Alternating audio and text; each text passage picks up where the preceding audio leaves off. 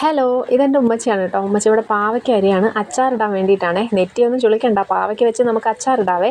കുറച്ച് മീൻ കിട്ടിയിട്ടുണ്ടായിരുന്നു, ചെങ്കലവ, അതുപോലെ കുറ്റ എന്നൊക്കെ ഞങ്ങൾ പറയും കേട്ടോ. അപ്പോൾ അത് ഞാൻ അരപ്പൊക്കെ കൂട്ടിയിട്ട് ആ മീൻ കറി റെഡിയാക്കി ഇവിടെ സെറ്റാക്കി വെച്ചിട്ടുണ്ട്. അപ്പോഴത്തേക്കും ഉമ്മച്ചി പാവയ്ക്കൊക്കെ അരിഞ്ഞ് കഴിഞ്ഞിട്ടുണ്ടായിരുന്നേ. അതിലേക്ക് കുറച്ച് വിനാഗിരിയും കുറച്ച് മഞ്ഞൾപ്പൊടിയും ഉപ്പും കൂടി ഇട്ടിട്ട് ഏകദേശം 1 മണിക്കൂറെങ്കിലും നമ്മൾ ആ വിനാഗിരിയിൽ വെച്ചേക്കണം, കുറച്ച് കയ്പ്പൊക്കെ ഒന്ന് പോയി കിട്ടാൻ വേണ്ടിയിട്ട്. പിന്നെ കുറച്ച് പച്ചമുളകും ഇഞ്ചിയും വെളുത്തുള്ളിയും കറിവേപ്പിലയും ഒക്കെ ഞാനിവിടെ ഒന്ന് അരിഞ്ഞ് പറക്കി സെറ്റാക്കി വെച്ചിട്ടുണ്ടായിരുന്നു. ചട്ടി അടുപ്പിലേക്ക് വെച്ചു, വെളിച്ചെണ്ണ ഒഴിച്ചു.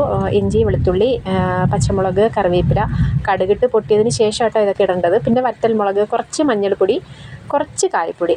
മറ്റുള്ള അച്ചാറിനെ പോലെ ഒരുപാട് തട്ടിയങ്ങ് ഇടണ്ട കേട്ടോ. കായപ്പൊടി ലേശം ഇട്ടാൽ മതിയേ. അതിലേക്ക് നമ്മൾ നേരത്തെ മഞ്ഞളൊക്കെ തേച്ച് വെച്ചിട്ടുള്ള കയ്പ്പയ്ക്ക അഥവാ പാവയ്ക്കയും കൂടി ഇട്ട് നന്നായിട്ടൊന്ന് മിക്സ് ചെയ്യുക. ആവശ്യത്തിനുള്ള വെള്ളം കൂടി ഒഴിച്ചിട്ട് നന്നായിട്ട് വേവിച്ചെടുക്കുക. വറ്റി വരുന്ന സമയത്ത് നമ്മുടെ പാവയ്ക്ക അച്ചാർ ഇവിടെ റെഡി ആയിട്ടുണ്ട് കേട്ടോ. അപ്പോൾ ഇഷ്ടപ്പെട്ട് കഴിഞ്ഞാൽ സബ്സ്ക്രൈബ് ചെയ്യാനും ലൈക്ക് ചെയ്യാനും ഷെയർ ചെയ്യാനും മറക്കരുത്.